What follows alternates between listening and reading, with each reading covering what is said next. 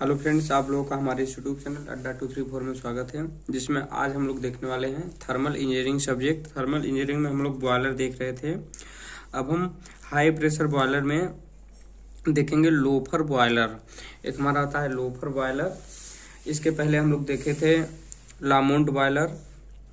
अब हम लोग देखेंगे लोफर बॉयलर। अब हमारा लोफर बॉयलर क्या होता है, कैसे कार्य करता है, इसके बारे में हम लोग देखेंगे। लोफर बॉयलर, यह लामोंट बॉयलर जो होता है ठीक वैसा ही रहता है इसका बनावट, बट इसमें कुछ डिफरेंस होते हैं। उसको हम लोग देखते हैं कि इसमें क्या डिफरेंस होता है।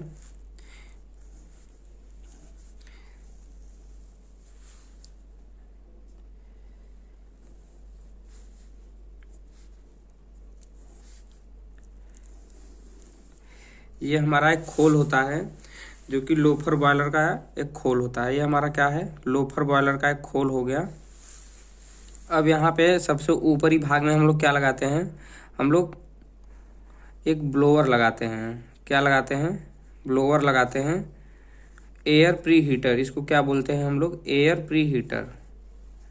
इस ब्लोअर को हम लोग बोलते हैं एयर प्री हीटर। यहाँ से ये क्या करता है, ये एयर प्री हीटर जो हमारा होता है AIR, एयर प्री हीटर, ये हमारा क्या करता है, ये जो वायुमंडल का हवा होता है ये ले करके एक गर्म करके फिर क्या करता है, यहाँ पे हमारे इस भट्टी में से इसको भेजता है, फायर बॉक्स में भेजता है। ये हमारा हो गया फ्यूल, ये फ्यूल जिससे हम लोग जलाने वाले हैं आग को। अब उसके बाद यहाँ पे क्या होता है हमारा, इसके बाद हमारा यहाँ होता है वाटर फीड पंप। ये वाटर फीड पंप क्या करता है हमारा, ये हो गया हमारा वाटर फीड पंप। इसको हम लोग बोलते हैं इकोनोमाइजर। ये होता है हमारा इकोनोमाइजर। ये जो हमारा जल होता है बाहर से आता है, इसको हम लोग यहाँ इकोनोमाइजर में से गुजारते हैं। तो हमारा इकोनोमाइजर में से गुजरने के बाद क्या होता है, हमारा गर्म हो जाता है। और फिर इसको हम लोग लाते हैं सबसे नीचे वाले एरिए में। ये हमारा होता है इसका एक टैंक समझ लीजिए इसको, जिसमें हमारा जल जो हम लोग लाते हैं इकोनोमाइजर से गुजार करके, जो कि हल्का वाष्पित हो गया होता है, वाष्प में बदल चुका होता है, ये हमारा यहाँ पे होता है। फिर इसको हम लोग क्या करते हैं, यहाँ से ऊपर फिर ले जाते हैं। ऊपर ले जाने के बाद हम लोग, ये हमारा होता है रेडिएंट सुपर हीटर। क्या होता है हमारा, रेडिएंट सुपर हीटर। इसको रेडिएंट सुपर हीटर से गुजार दिया जाता है। अब फिर ये हमारा होता है विकिरण सुपर हीटर। क्या होता है हमारा, ये विकिरण सुपर हीटर।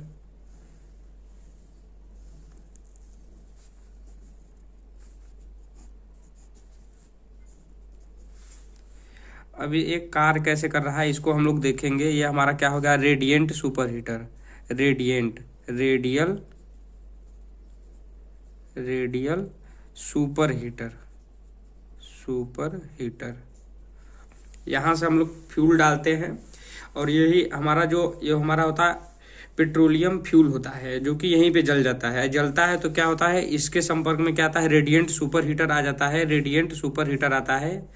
ये देखिए हम बना दे रहे हैं अभी इसको।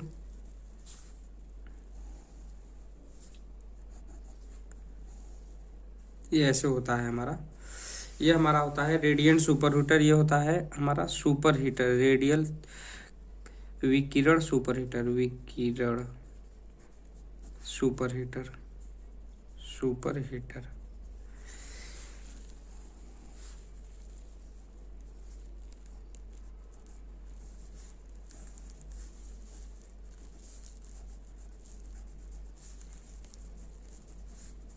अब इसका वर्किंग प्रिंसिपल आप लोगों को हम बताते हैं। ये हमारा होता है इसकी बनावट, लोफर बॉयलर का ये हमारा बनावट होता है।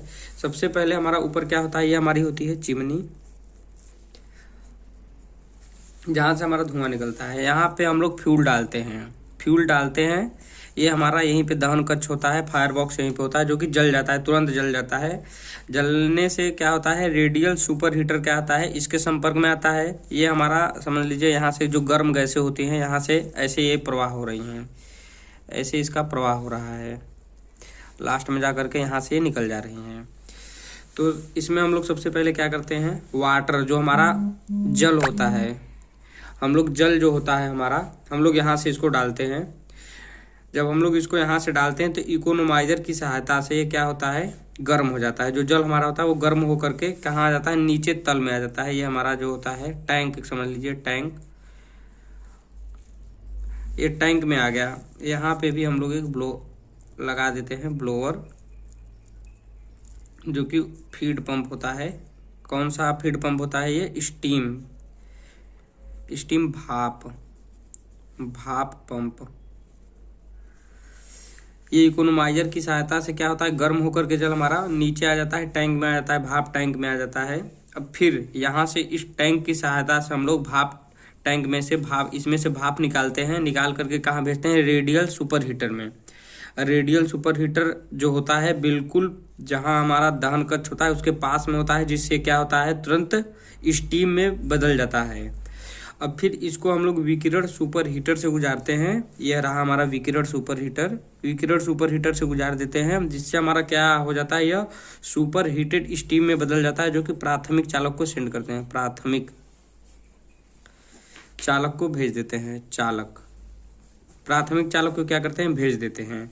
अब फिर यही जो हमारा सुपर हीटेड स्टीम होता है, इसका कुछ भाग जो होता है हम लोग, चूंकि इसका 500 डिग्री सेल्सियस होता है, 500 डिग्री सेल्सियस भाप का तापमान, तो क्या करते हैं, इसी भाप का उपयोग हम लोग कर लेते हैं यहाँ पे टैंक में। ये देखिए हम लोग बना रखे हैं, ये हमारा क्या होता है, ये हमारा बैफल प्लेटें होती हैं, जो कि जल को क्या करती हैं, गर्म कर देती हैं। जो भाप होता है बैफल प्लेट में भरा रहता है, हमारी जो सभी प्लेटें होती हैं इसमें भरी रहती हैं, जिससे हमारा क्या होता है, जल हमारा गर्म होकर के भाप में इसका जो टेम्परेचर होता है बढ़ जाता है। और फिर हम लोग रेडियल सुपर हीटर की सहायता से विकिरण सुपर हीटर में गुजार देते हैं, और यह हमारा सुपर हीटेड स्टीम में बदल जाता है। ये हमारा एयर प्री हीटर का इसमें काम क्या होता है, एयर प्री हीटर क्या करता है, बाहर से जो हमारी वायुमंडल की गैस होती है, हवा होती है, उसको ले करके गर्म गैस के रूप में बदल करके फ्यूल को जलाने में हमारा क्या करता है, सहायक होता है। इसके लाभ क्या क्या होते हैं, हमारा लोफर बॉयलर के लाभ क्या क्या होते हैं, इसमें अवसाद नहीं जमता, मतलब कहने का मतलब है जो हमारा जल होता है उसमें जो हमारा गंदगी कीचड़ जो कुछ भी होते हैं, तो ये इसमें नहीं जमता है, क्योंकि हम लोग यहाँ पे एक टैंक लगा लेते हैं। यहाँ जो टैंक होता है, टैंक के नीचे हम लोग क्या लगा लेते हैं, एक गेट लगा लेते हैं, जिससे हम लोग क्या करते हैं, जो भी हमारा इसमें गंदगी रहता है इसको यहाँ से हम लोग निकाल लेते हैं। क्योंकि यह जो इसका बनावट होता है बहुत ही सिंपल होता है, तो ये इसको क्या बोलते हैं, सुसंगठित होता है, और साइज भी निश्चित है। इसका क्या है, साइज भी एक निश्चित है, और इसका जो तापमान होता है, यह 500 डिग्री सेल्सियस पे अगर यह भाप जनरेट कर रहा है, तो यह निश्चित समय के लिए 500 डिग्री टेम्परेचर पे ही भाप जनरेट करता रहेगा। ऐसा नहीं कि कभी 400 जा रहा है, कभी 500, कभी 300, ऐसा नहीं है। यह निश्चित टेम्परेचर पे ही भाप जनरेट करता रहेगा। Thank you.